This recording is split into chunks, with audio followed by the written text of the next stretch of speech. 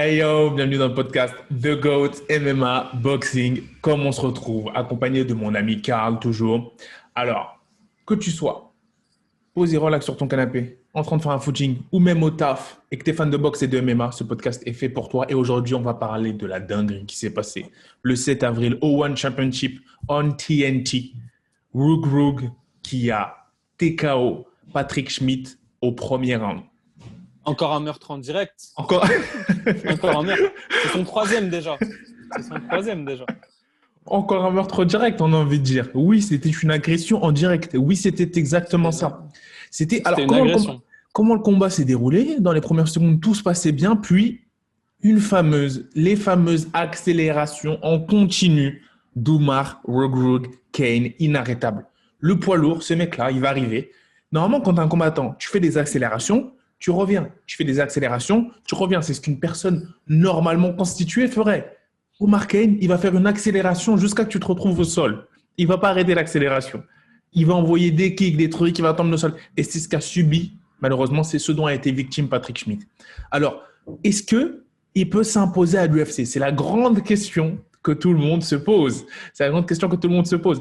Quel est ton avis sur ce phénomène Rug venu de la lutte sénégalaise? Est-ce qu'il peut s'imposer chez les lourds à l'UFC, selon toi? Alors, c'est très simple. Oui. Non, non. Alors, en fait, ouais. Alors, en fait, Rug, franchement, à l'image un peu d'un Ngannou ou d'un Kamaru Usman ou d'autres combattants comme ça africains de très haut niveau, c'est que c'est des forces de la nature. C'est Exactement. vraiment une force brute. En fait, le mot parfait, c'est un diamant brut. Mhm. Ouais. Rug est un diamant brut qui n'attend simplement que d'être poli. Exactement, ça c'est beau ça. Un diamant brut qui Il n'attend faut que d'être polir ce poli. Ouais. diamant. Voilà, en fait, voilà, énorme. Quand tu vois ses combats, certes, face à lui, il n'y a pas des combattants mirambolants, si ce n'est c'est quand même Alain Ngalani, qui est un combattant expérimenté du One Championship, Mhm. qui a beaucoup de combats à son actif et qui a quand même un gros niveau.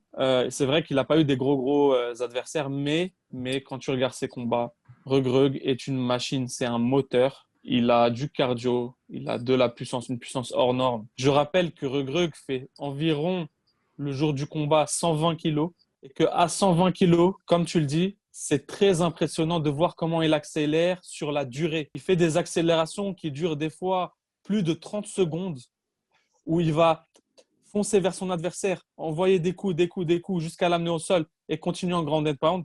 Faire ça alors que tu fais 120 kilos de muscle, 120 kilos de muscle, je répète, c'est vraiment, ça prouve un cardio hors du commun.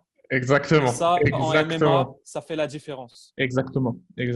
Encore une fois, Parce bon, que là, on ne parle pas simplement de cardio, il ne fait pas un footing. Attends, excuse-moi. Il ne fait pas un footing, Rug. Il accélère, il envoie des coups, tout son corps est en travail. bien sûr. Et ça s'appelle de la résistance. Ouais, Accélérer sur une longue durée, c'est de la résistance musculaire et de la résistance cardiovasculaire. exactement. C'est comme les coureurs de 400 mètres. Ils sont Ouais, entre le sprint et le cardio. Tu ouais. comprends? Ah, j'ai Et ça, c'est compris. de la Ok, résistance. Voilà. Et ok. je ne sais pas s'il y a un poids lourd sur Terre qui en a une plus grosse résistance comme ça Il- que il- Rug. Ça, c'est intéressant. Il fait partie des poids lourds qui ont potentiellement la meilleure résistance au monde. Et ça vient d'où? De la lutte sénégalaise. C'est son crédit à la lutte sénégalaise, à ces tournois le même jour de la lutte sénégalaise. C'est de là où vient ce Exactement. cardio résistant. Et donc là, c'est intéressant. Certes, on peut se poser des questions sur les qualités de manager de son adversaire qui, pour son premier combat, lui ont jeté dans la cage au feu face à un Rug. On peut se Ah poser ouais, ils l'ont des envoyé au questions face charbon. Ils à... l'ont envoyé au charbon. Ça s'appelle envoyer quelqu'un au charbon. Donc, je ne sais pas comment le mec, il a dû être tétanisé. Hein. Tu te retrouves face à ça pour ton premier combat de MMA au One Championship. C'est un peu comme, j'avais dit, les managers de Sofiane Bokichou. Le mec, il revient de blessure, tu le mets face à un Rug. Pourquoi? Pourquoi faire ça? Quel est D'ailleurs, l'objectif? c'est bizarre. C'est bizarre parce que tu as. Bon, excusez-nous si on se trompe. Peut-être que je sais pas, un striker connu ou un combattant connu dans d'autres organisations, Schmidt. Mais Ouais. comment tu domines et tu te retrouves face à un combattant, un no-name? Moi, je comprends pas. J'ai pas compris. C'est un petit combat comme ça, en fait. C'était Ouais, c'est pour comment lui tu donner un domines. petit combat, Ouais, c'est peut-être en ça. Ouais, attente d'un donc autre combat, ouais. ça a bugué un peu. Donc, ce que tu as dit, c'est comment est-ce que tu domines un Ngannou et que tu te retrouves face à un no-name comme ça. C'est ça que tu as dit. Ouais, Voilà, voilà, ouais. c'est ça. Ça, Et genre, du coup, je me pose la question, est-ce que c'était pas un petit combat comme ça pour le laisser pour qu'il reste, on va dire, en forme, dans une belle potentiellement. forme, voilà, et pour en attente d'un plus gros combat, peut-être. Parce que, attends, nous, on parle de ça, mais peut-être que c'est même pas de leur faute, hein, parce que c'est dur de trouver des gens, je pense, qui veulent affronter Rug en réalité, hein. C'est Ah dur ouais, d'être dans une clairement. organisation, de trouver des mecs qui veulent affronter. Et c'est là, peut-être que Fernand Lopez avait raison. Peut-être qu'il n'aurait pas du tout ce problème-là d'adversaire s'il était allé directement à l'UFC, là où il est confronté au meilleur directement. Et ça va encore construire. Peut-être qu'il va prendre quelques défaites, mais il va être au plus haut niveau. Tu vois ce que je veux dire? Là, bon, là, ça permet déjà de construire la légende. Parce qu'on sait qu'il est très bon, on sait qu'il a une bonne résistance. Euh, on sait qu'il doit travailler sur certains aspects de son game, sur certains aspects de sa boxe, Ouais, sur certains aspects de ça, tu allais dire, est-ce que par rapport au fait qu'il est dans un camp, tu peux nous en dire plus, Karl? ouais. En fait, moi, je vais faire une analogie qui pourra peut-être vous surprendre, mais Ouais, je le vois bien à l'image d'un Khabib Nurmagomedov, ok, parce que les deux, ils viennent d'un sport, on va dire, de corps à corps, bien de sûr. base. Les deux, ils ont un très, très gros niveau. C'est des champions dans des sports où c'est surtout, ça va être du corps à corps, voilà. Ouais, Je le vois bien aller, par exemple, dans une très grosse team américaine comme la AKA, ok. où il va pouvoir, tout en gardant ce noyau dur technique de corps à corps, d'amener au sol, de lutte, où il va pouvoir affiner autour de ça sa boxe, son grappling, et ce qui va lui permettre vraiment d'atteindre un tout autre niveau, d'atteindre un niveau stratosphérique et de pouvoir aller combattre les meilleurs combattants UFC et les mauls, les annihiler, Ce serait la folie. comme à l'image d'un Khabib Ce serait Nurmagomedov la folie. qui annihilait tous ses adversaires, voilà, en poids léger.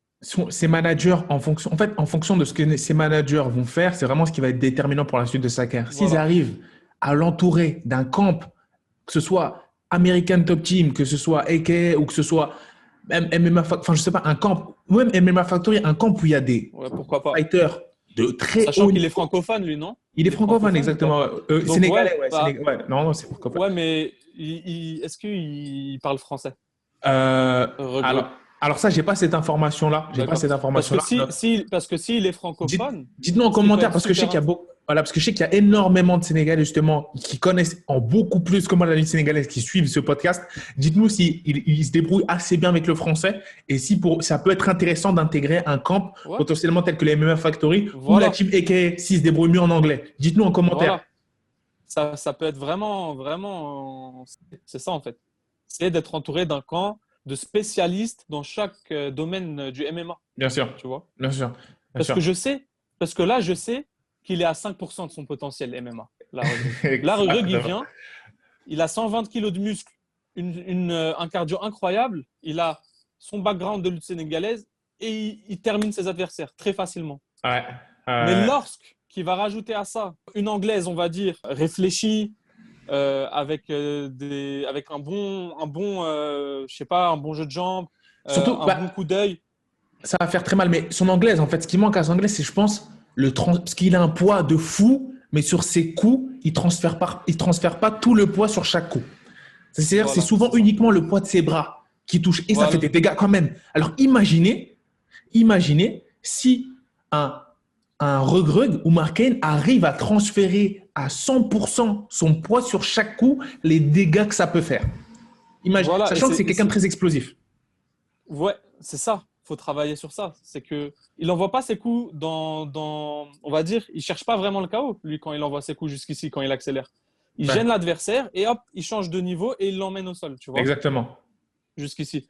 Mais c'est vrai que si il commence à travailler sur ses appuis en anglaise, sur son coup d'œil, son timing, Ouais. on peut pourquoi pas le voir en fait mettre KO net des adversaires, à l'image d'un Et Ngannou. ça peut Et pourquoi potentiellement pas être une KO machine, en fait, c'est ça? Voilà. Et pourquoi pas aussi améliorer son JJB, ce qui peut être très bien, très complémentaire avec sa lutte, avec son niveau Exactement. mondial de lutteur. C'est Exactement. que, Exactement. c'est que si il incorpore des petits mouvements, des petites techniques, des petites transitions au sol, Ouais, ça va lui permettre mais d'être vraiment incroyable. Vraiment, je le répète, à l'image d'un Khabib au sol ultra dominant. Parce que quand tu le vois, il emmène ses adversaires au sol. Jusqu'ici, c'est limite à l'instinct qu'il va aller se mettre dans une belle position et les finir. C'est limite trop simple. C'est avec sa force, sa vitesse.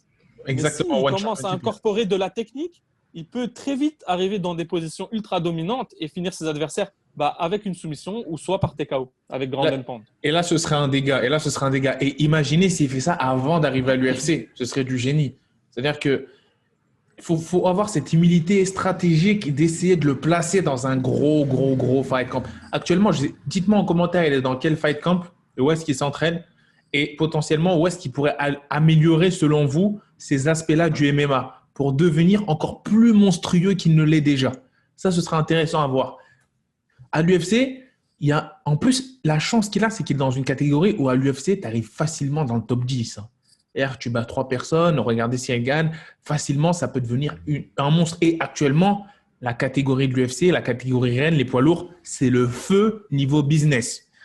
Si Ngannou vient de prendre la ceinture, tu as un autre combattant africain qui se ramène potentiellement pour le contentieux du titre, mais ça va être la folie entre tous ces combattants Ouais. africains. Enfin, je veux dire, en business, imagine un Ngannou regrug en Afrique du Sud ou en Afrique, ça serait n'importe quoi. Ce serait un Ouais. pay-per-view buyer.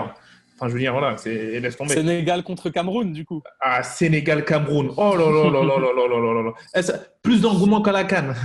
Plus d'engouement qu'à la Ouais, CAN, j'ai envie de te dire. ouais, je te jure. Non, Moi, je sais pas toi, Sigma, mais je sais pas pourquoi, mais j'ai bien envie de le voir si un jour il intègre l'UFC, et je l'espère, et je pense que ça va se faire, hein, vu comment c'est parti. bien sûr. J'aimerais bien le voir face à un gros lutteur américain, Ouais, du moi genre, aussi. je sais pas, un match-up du genre contre Curtis Blade, par exemple, où là, on va Exactement. pouvoir voir à quel point la lutte sénégalaise, enfin, ce qu'elle peut faire, à quel point elle peut être dominante face à une lutte gréco-romaine ou à une lutte libre, style américaine ou russe, voire Ouais, russe, tu vois. ouais, ouais. Et c'est ça. Et moi, Voir j'ai envie de voir ce ça, ouais. match-up, ce serait vraiment très intéressant techniquement. Ce serait la première fois qu'on va voir un combattant, un champion de Effectivement. lutte sénégalaise face à, par exemple, un champion NCAA ou un All-American NCAA de lutte américaine. Ce serait Ouais, vraiment ouais, un ouais, très beau match-up à voir, je pense, ouais. surtout pour les gens qui aiment bien analyser techniquement les Là, combats. t'as lancé un très bon match-up. Hein. Curtis Blade, Omar Kane, ce serait fou. Hein. Ce serait fou. Et je pense que même ça vendrait. Ça vendrait. Parce que le mec. Et moi, je pense que je fais partie de ceux qui ils sont intimement convaincus, et c'est un fait, que la lutte sénégalaise n'a rien à envier aux autres luttes telles qu'elles soient. Et donc, je pense qu'il y aurait Je, un choc. C'est un peu comme l'arrivée du sambo avec tous ces Dégastanais qui sont arrivés de nulle part voilà. avec le JJB, Et tu vois. je pense que je m'avance pas trop en disant que c'est un des sports les plus physiques et les plus durs Exactement. physiquement de la planète, la lutte Exactement. sénégalaise. Exactement. Hein? Avec les tournois. Ouais. Enfin, je sais pas vous, mais moi, j'ai déjà vu des vidéos sur YouTube, voire des reportages sur ce sport, Mhm. et franchement, je sais pas s'il y a un sport plus dur, hein, Ouais, jusqu'ici. c'est vrai. C'est vrai que sinon, c'est extrêmement éprouvant, c'est extrêmement, on va dire, explosif sur la durée. Et le voir face à potentiellement un Curtis Blade ou autre, ce serait voir comment est-ce qu'il peut implémenter stratégiquement ses atouts face à une autre lutte. Et ça, c'est intéressant. Voilà. Ce serait, en fait, ce serait l'un des rares cas où vraiment voir des lutteurs serait beaucoup plus entertainant et divertissant que des strikers. On va dire. Parce qu'avant, c'était des Rabib qui menaient cette danse-là. Hein. C'était Rabib, les Mais Makachev. j'ai bien peur que justement, si on prend le cas Khabib, Ouais. malheureusement, vu son niveau corps à corps, j'ai bien peur que ça fasse comme Khabib Gaethje. Hein. On disait que Justin Gaethje était un ancien lutteur NCAA de très haut niveau américain. Non, non, non, non, non, non. Justin Gaethje s'est fait amener au sol comme un enfant face à Exact. Khabib. Et j'ai bien peur que Regreg, bon, Non, on ne mais, sait pas encore l'étendue de euh, son niveau, vu qu'il n'a pas été testé face à des combattants top 10, top 5, mais lorsqu'il va rentrer et que si ça se passe pareil, s'il emmène les autres lutteurs comme des enfants au sol, là, je pense qu'il n'y aura plus de doute là-dessus, qu'il peut largement être champion. Hein. moi, j'ai compris qu'il he was built different. Ouais, quand il a fait cette sortie de Kimura face à Bukishu, qui est sorti de nulle part, il a levé le bras, j'ai compris que c'était différent. J'ai compris que À là, on parlait l'image, à l'image d'un Ngannou qui Ouais, s'était c'est ça. sorti C'est d'une ça. soumission face à Hamilton. Je ne sais pas Ouais, si vous vous rappelez de ce c'est. combat. Il s'est pas sorti de la soumission en utilisant une technique de défense. Hein, Si, Ngannou. si. Il a juste contracté le bras. Il a contracté ses muscles. C'est tout ce qu'il a fait. Et Omar Khan, Regrug, pareil. On aurait Tout ce un qu'il a fait, deuxième. tout ce qu'il a fait, c'est contracter son corps. En fait, on aurait un deuxième Mr. Oliver dans la compétition, dans le podcast, qui est le Mr. Oliver numéro 1.